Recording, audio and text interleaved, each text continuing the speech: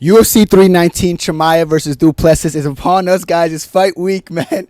Guys, I'll be real with you. I haven't been this excited for a fight week since maybe Ankle Eye Ferrer, Like, this one has a different feel to it. Contradicting opinions from multiple people. This is what it's about, man. And I looked at this card, guys. When I say this is officially the Mystic Kenny return, maybe. Mystic Kenny, we arrive a little bit, We handsome, we strong. When we feel like we're ready to ace this card, And I'm going to do this. Look me in the eyes when I'm speaking to you. Yes, we will go 100% on this card. Guaranteed, man. Just look at the name value as I scroll, man. Some new faces, some old faces, some ugly faces, some handsome faces, real bad faces in this bitch. You get me, bro? And we start off with the banger of the night. Listen, it's not a UFC card without like a WMMA fighter too. Karine Silva versus JJ Aldridge. JJ Aldridge coming off her win. I saw her win, while Cyril's coming off a loss. But Aldridge looked kind of mid in her win, where Silva was just going against better comp in the women's division. That being said, this is a pretty easy pick for me, even though one's coming off a loss and is Karine Silva. Karine Silva's still going to go in there and comfortably beat JJ Aldridge. She was running crazy momentum before her last fight as well, Silva. So it's a pretty easy fight for me to pick. I just think Silva's more well-rounded. I don't know the odds for this, but I'm assuming Silva will be the favorite. JJ Aldridge is tough. She's cool and all that, but she's not going to really compete with Karine Silva. So we're starting off this card 1-for-1. All right, bro? And it's a WMMA fight, so who gives a crap, No one gives a shit. Flyweight, Shiba. All right, this one's interesting, Bryan Battle. I feel like the last time I saw Bryan Battle was the Randy Brown fight where he didn't even win, but they gave him the win. The Rusev is coming off a win, bro. Rusev. I like Rusev, bro. Why can't I say his name? Rusev. There you go. I like Rusev. He's so tall for middleweight. He even fights at welterweight sometimes. I think his more comfortable weight might be middleweight. He's questionable when he fluctuates though. But this is a 185 bout, which is interesting because Bryan Battle. I'm confused. I don't know why this is a 185 bout. I feel like Battle's. Wait, did Battle fight Randy Brown at 170? I'm pretty sure that was 170. I could be wrong, but I guess this is a 185 bout for Bryan Battle. Maybe he doesn't want to cut as much weight. I'm going against Rusev, who is 6'5". He went against Randy Brown, had success against Brown, but Brown's grappling isn't as good as Rusev. So I am going to look at Rusev as a little bit more of a favorite to win this fight. Of course, it's going to probably be a striking fight primarily. Bryan Battle, when he bites on his mouthpiece, looks good. But in his last fight, I don't think he looked that good. I don't think he won the fight. I think Bryan Battle's going to lose to Rusev, bro. I think Rusev is the guy who he can stuff takedowns if Bryan Battle's going to do that. And if Bryan Battle's going to try to hold him against the fence, because he missed weight in the Randy Brown fight and just used a fat-ass weight to fucking hold him. Shiba. If he tries to do that against Rusev, it just won't work. This is a 185 weight class. I think I don't know if this is his first time at 185, but I'm pretty sure Battle is more accustomed to 170. So Rusev always fluctuates, so he's not really new to 185. I think his reach and height is going to be a very important factor to consider in this fight, and I think he's going to be using his range pretty well against Battle, and I think he's going to win the fight. I got Rusev. I don't want to go specific. Maybe I could go by KO or points, but Battle's kind of durable. Maybe sub or points by Rusev. I don't know. Rusev is pretty well rounded. He's hit or miss sometimes, but I feel like when he's going in there and he's catching a flow, that's when he's the best. And I feel like he'll catch a flow against Bryan Battle, who can sometimes be tentative on the feet if he's not longer and rangier than his opponents. Moving on. This is an interesting one. Edson Barbosa and Drakkar Klose, both coming off of losses.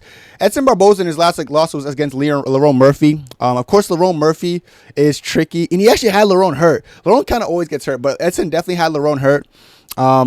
Just couldn't capitalize it. As the fight elongated, he just didn't have the 5-round endurance that Lerone Murphy had. Whereas I look at Drakkar Klose, and I feel like his endurance not even all that great. He got destroyed by Joe Alvarez after riding some good momentum, but it almost looked like he shouldn't be there. He looks so bad. I've never seen him look that bad in his life. Maybe it was a little bit of the height disadvantage. This fight's kind of close, though. I can see Drakkar Klose going against someone around his height again. He could just have a clinic.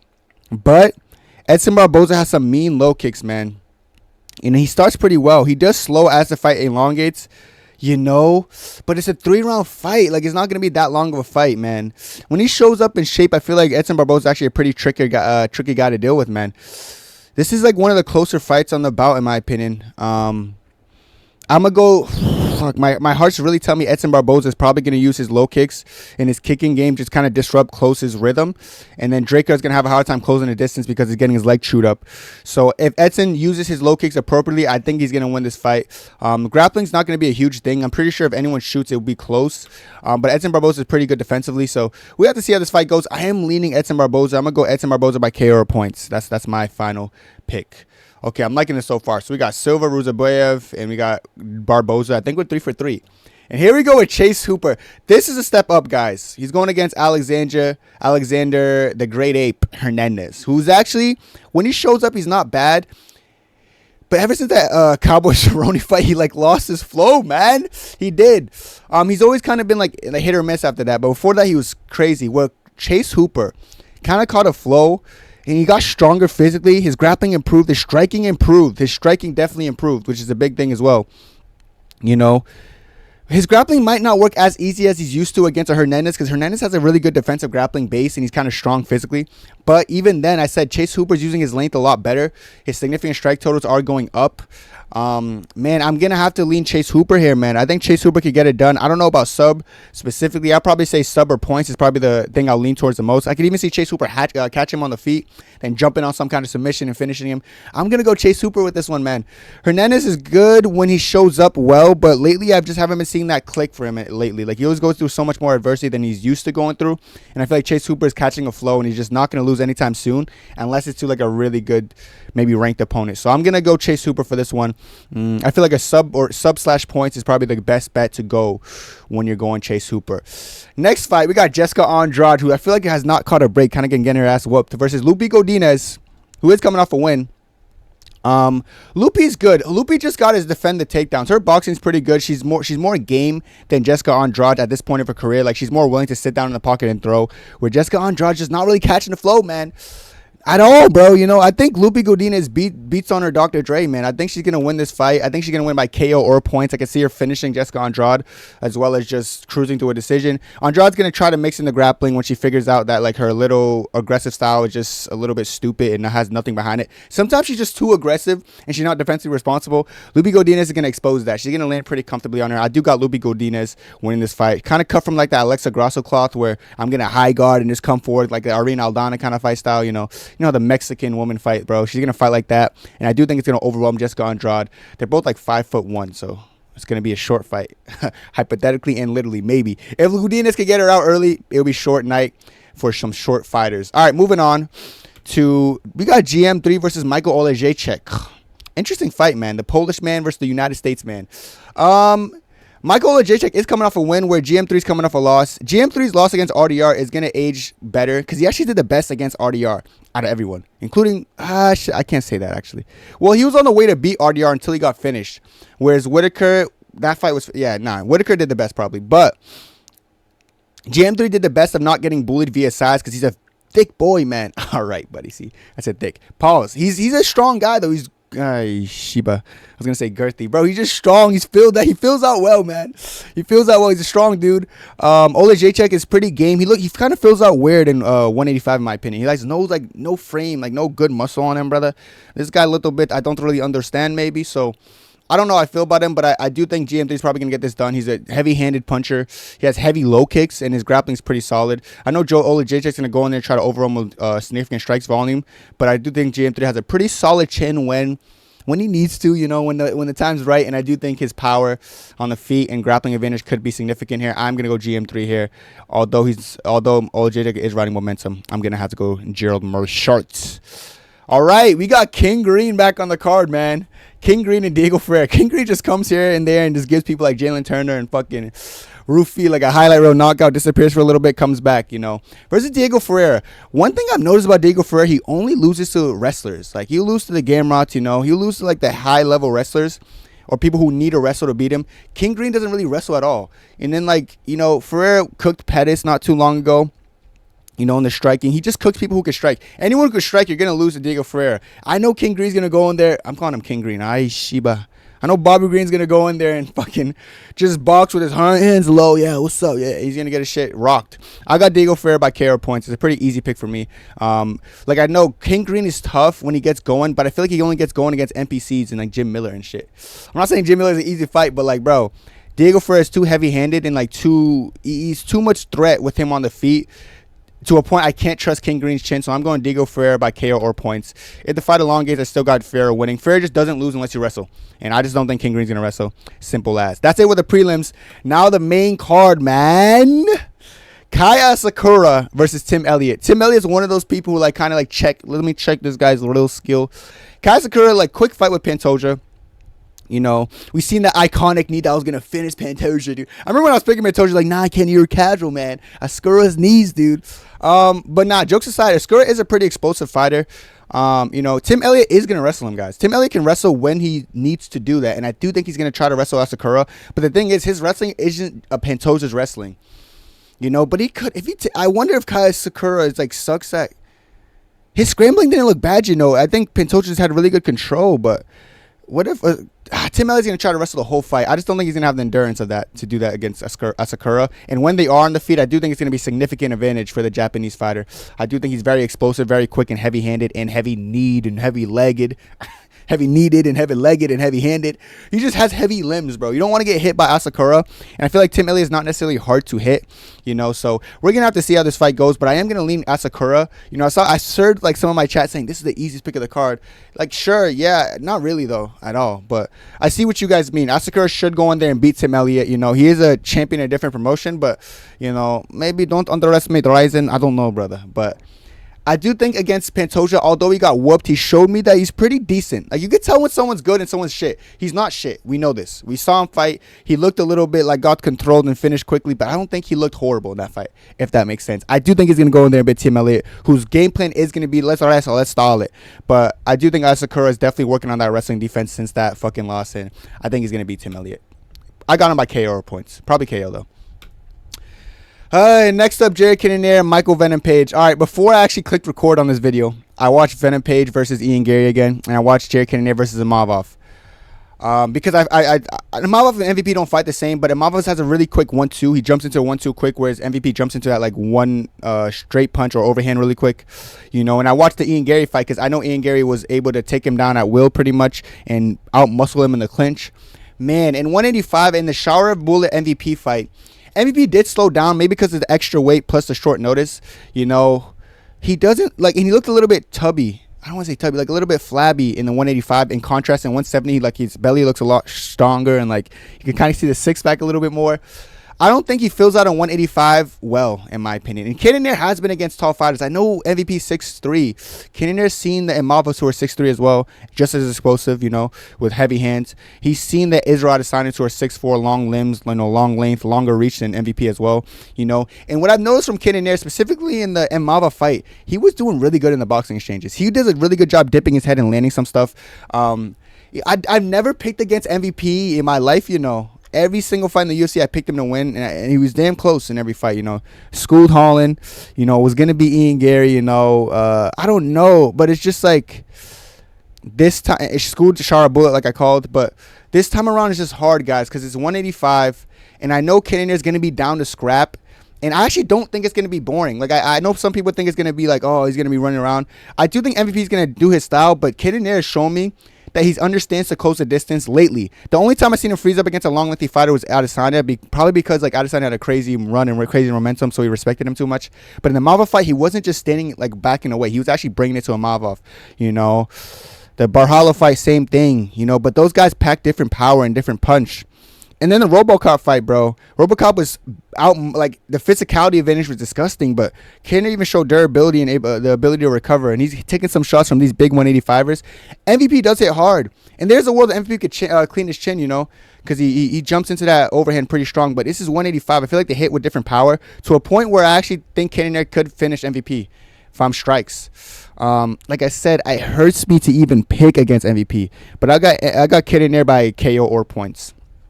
The way Ian Gary would have him in the clinch, he would literally outmuscle him. And Ian Gary is a 180-pound person who cuts 10 pounds to make 170. He's not big for that weight class. There's 170ers who weigh 198 like Sean Brady. Like, they're huge. And then there's people like Ian Gary who barely cut weight. But why was Ian Gary stronger or look stronger physically than MVP is very concerning. And Kennaire is a fucking huge guy. He used to be a heavyweight. He's a huge 185. He's a fucking animal. You know what I'm trying to say, or you think I'm ugly as fuck? Like, my point is, I think Kennaire is going to be very problematic. especially when he's starting to sit down and slip his punches and throwing those powerful overhands. That could wobble MVP, get him taken down. You know, the clinch, he's going to be... He was holding Imavov in the clinch like Imavov was nothing. And Imavov is stronger than MVP for sure, and actually a more 185 equipped guy. You know, so I feel like as much as I love MVP and I really want him to win this fight, I feel like I'll be a delusional guy if I picked against him, knowing that stylistically this is just not a good matchup for him. He's taking these risky fights. I do want MVP to win. If he wins, I'll be happy, but I kind of figure I understand how this fight's going to go, and I do think Jared Kennaire is going to get this done by KO or points. Emphasize the fact that I'm saying KO or points. Trust me, he could catch MVP. And even the Shar fight, the third round, looked like MVP was kind of slowing down, but that, like, he's a little bit bigger in this weight class. He looks unhealthy, like a little bit like he doesn't fill out well, man. You know, this could be a problem for my boy MVP. Rooting for MVP all the way, but I just don't think he could beat Jared Kennaire if I'm being 100% transparent with you guys, and that's my goal here. So we're going Kennaire by KO points, unfortunately. MVP, prove me wrong, my friend, please. All right. Welterweight fight. Jeff Neal versus Carlos Protesz. I actually watched before this as well. Carlos Protesz versus Ian Gary. I watched Jeff Neal versus Ian Gary. And I watched Jeff Neal versus, what's his name? RDA. That fight ended like in an injury, but Jeff Neal is very like bouncy. Like he's very like in and out, in and out, in and out. And then he'll sit down on something and back you up. Where Protesz, specifically in the Ian Gary fight, he waits a lot. Like he plays the waiting game and tries to find the shot. I always figured that was going to cost him sometimes low output. He only grows in confidence if he's like the person in front of him is just very insignificant and not that good of a threat at anything. Whereas Jeff Neal has the power threats, and I know Protesz is aware of this power threat. This could lead to Protesz being a little bit iffy, man, or a little bit hesitant. There is a world where Protesz could kind of snipe him, because Jeff Neal does struggle a little bit more with longer strikers, you know.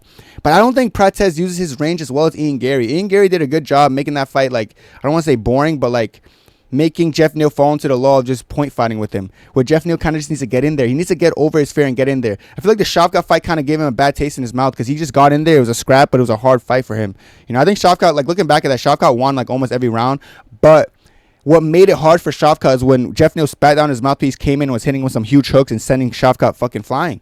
He should do that with Protesz, man. He should even mix in the clinch, some foot stomp, shoulder shrugs. You know, Jeff Neal looks short, but he's 5'11", whereas Carlos Protesz is 6'1". I know I feel like you would think they're a lot bigger of a height disadvantage or something, or reach disadvantage, but not really, man. Of course, Jeff Neal has a 75-inch reach and Protesz has 78, so like he has the advantages a little bit, but it's not as significant as you probably would think. This fight's interesting because I can see it going both ways. This comes down to who executes the game plan better. If Jeff Neal goes out there and just kind of plays the kickboxing point fighting game, I think Protesz wins by decision. If Neal comes out and executes how he should fight and bring the pressure and throw, he'll beat Protesz pretty comfortably, maybe even knock him out. You know, I feel like I have an easier time seeing Jeff Neal kind of get lulled into a kickboxing match, and then Protesz like just landing better shots and maybe even rocking him at some points. You know, I can really see that happening. I could literally see that happening. But my gut is telling me, my brain's saying going Protesz, but my gut's really saying Jeff Neal for this one, guys. You know, Jeff Neal's tricky though. Like he's a little bit in and out. It's not necessarily easy to like find your way with him, but he does have power in those hands. I'm going to go Jeff Neal though. I'm going to follow my gut, not my head this one, which I don't usually do, but I'm going to follow my gut. I do think Jeff Neal's in and out style could be a little bit problematic for Protesz, who sometimes is low output when he can't find that one shot to put the guy away. I do think Jeff Neal's volume might get him the edge here, and maybe a split decision or decision victory. But yeah, I'm going to probably say Jeff Neal by decision, you know, which might be crazy to say because people probably think this fight ends in a knockout, which could. But I'm probably going to go Jeff Neal by decision here, and that's what I think, my friend. So Jeff Neal, decision, brother. Good fight, though. It could go definitely either way with those two. All right. Co-main event of the evening. All right, guys, I'll be real. I did watch more Aaron Pico film, more of his recent fights. He's good. You know, he's Michael Chandler with better endurance in, like, pretty good single legs. You know, he gets a lot of people out in the first round. He finds the shot pretty well. He walks people down, you know. He has a pretty okay low kick. I did a lot of film on him. He's actually better than I thought before I clicked record. Because yesterday I was saying one thing, but when I rewatched, like I was rewatching his older fights the other times, and then I rewatched his recent fights. He's good at bringing pressure and overwhelming people. But the frustrating thing about Lerone Murphy is that he doesn't really give people a chance to like set stuff up. He's always moving. It's almost frustrating to deal with. And he could go 5 rounds. So I know he's going to be able to be on his bicycle for 3 rounds straight, kind of picking his shots and making it annoying and ugly for Aaron Pico. Low kicks is I've seen people throw some low kicks at Pico, and that could be problematic if Lerone picks up on that early and starts throwing low kicks.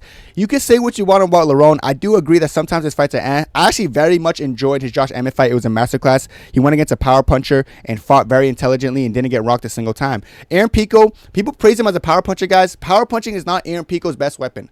Watch his footage, guys. It's his wrestling.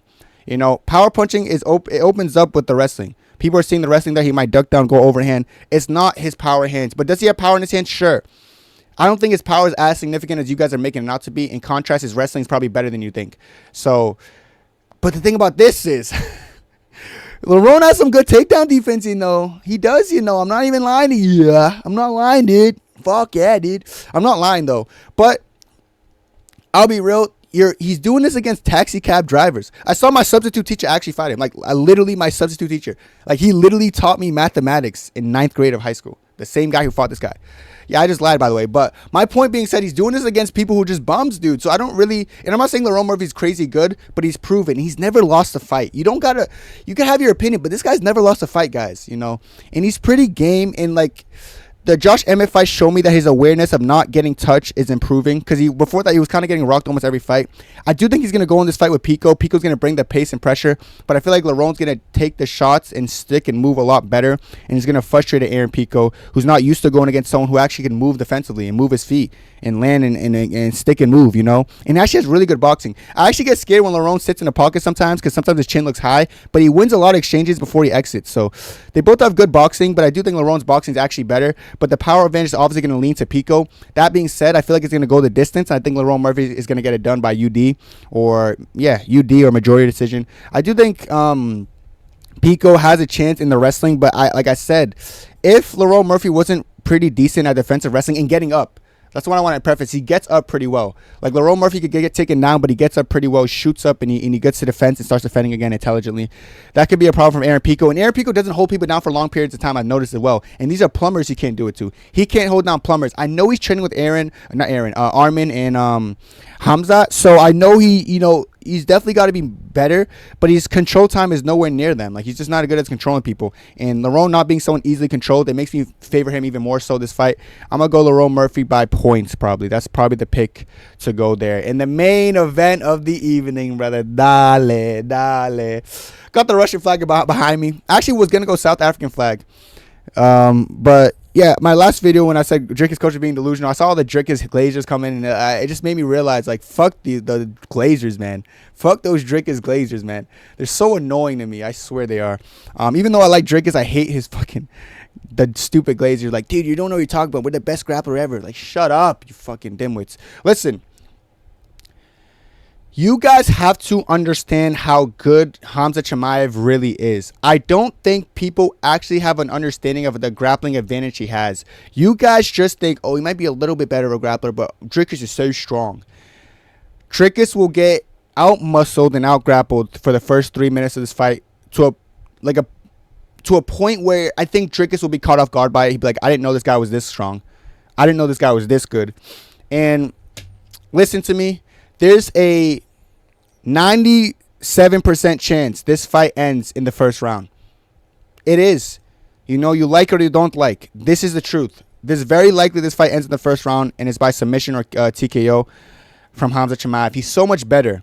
And Khamzat's cardio isn't shit, as you think. I'm probably going to make a whole video on that tomorrow. You're underestimating his cardio, one. And I'm not banking on him to get him out early because I know he has a cardio to go 5 rounds. The way he's been training and there's people who talk about his cardio like, yo, this guy's cardio is just crazy. I don't know what this narrative is. This guy can wrestle all day. And Dricus stupid coach saying we can go in there, we can beat him on his own game. Let's stall it then. Let's stall it then. So, you know, I'm okay with this, brother. I do think Khamzat Chimaev is the easy pick here. There was times when this fight was first announced, I was like, Khamzat's going to cook him. Then there was a point I was like, Dricus is hard, you know. Then I was like, wait. Like when I was going to Mexico and I was forced to be on a plane for like 6 hours because I had some stops, some connecting fights and all that. And I watched all their fights, damn near, all their fights. And I came to the realization is Dricus is good, but what makes Dricus good is primarily his striking. You see Dricus try to grapple with Brad Tavares and Derek Brunson, or even Robert Whitaker and Israel Adesanya. You start to realize, guys, his grappling isn't really what is his X factor. His X factor is his striking and his plotty punches and his awkward endurance and awkward timing on the feet. It's really not his grappling. Is he okay at grappling? Can he get submissions? Yes, he submitted Izzy, but you guys got to realize he didn't submit Izzy because his grappling was that great. He submitted Izzy because he had him compromised on the feet initially, and then he jumped onto something quickly. Dricus' grappling is not as good as you might think it is, but you are deluding yourself that his grappling is really good and that's what makes him the best. When the truth of the matter is, what makes him so good is actually that striking, that offbeat timing, and that constant just throwing volume and volume and overwhelming their opponents on the feet. That's what makes Dricus du Plessis so good. It's not his grappling. And the fact that he's going against someone like Khamzat Chimaev, who's one of the best grapplers, not one of the best grapplers, the best grapplers in UFC history with 100% takedown defense, whereas Dricus has a 50% takedown defense in the UFC. 50% takedown defense, 50% takedown accuracy. I'm actually going to move so you guys can see what I'm talking about. This guy's a 50-50 wrestler. He's a 50-50 wrestler, you know, and I'm supposed to believe that he's going to go in there and be able to grapple with Khamzat Chimaev. You lost your mind. I actually never seen every single fight he's been a part of, he took him down. Everyone who's attempted took him down. Darren Till took him down and out-scrambled him. Derek Brunson took him down and out-scrambled him. Robert Whitaker took him down. Izzy wizarded him. So much people are just having so much success in the grappling against Dricus du Plessis. And it's not because Dricus sucks. It's just that he's not very good at grappling. Whereas Khamzat Chimaev takes down everyone he fights. He has never got took down in his life. You know, this guy's a different type of grappler, and I want people to understand that. He's going to go in there against Dricus and probably melt him in one round. You know, if it goes past one round, he can melt him in round 2. If it goes past round 2, he'll melt him in round 3. And if it goes past round 3, he's not going to get the finish, but he'll beat him by decision because he already won the first 3 rounds. If it ain't broke, don't fix it. That grappling style, that fight style is not broke for Khamzat Chimaev. I believe he's going to go in there against Dricus du Plessis, and he's going to beat Dricus du Plessis. And if you can like my opinion, you cannot like, but I know one thing. I win 100% on this card, guys. Khamzat is going to get the win. And this is a guarantee for me. I'm not nervous. Matter of fact, I want everyone, because I like when I get clipped. So let me just say something. Have your screen records ready now. Khamzat Chimaev will likely make this fight look very easy. He's going to go in there in the first round, likely finish him in 1 round. And if it goes beyond that, trust me when I say he's still going to win because his endurance is magnificent. Khamzat Chimaev is a problem. And if you do not think Khamzat Chimaev is a problem, you're the problem. You are going into this fight with Dricus du Plessis, overestimating Dricus du Plessis' offensive grappling and defensive grappling. There's not a world where Dricus can grapple with Khamzat Chimaev. Khamzat is physically stronger. He's better looking. He's physically more gifted. He's a marauder. He's going to go in there and he's going to treat Dricus du Plessis like a woman. And I do think Khamzat Chimaev gets it done. But let me know what you guys think down below. That's it for me. God bless. 2, 3.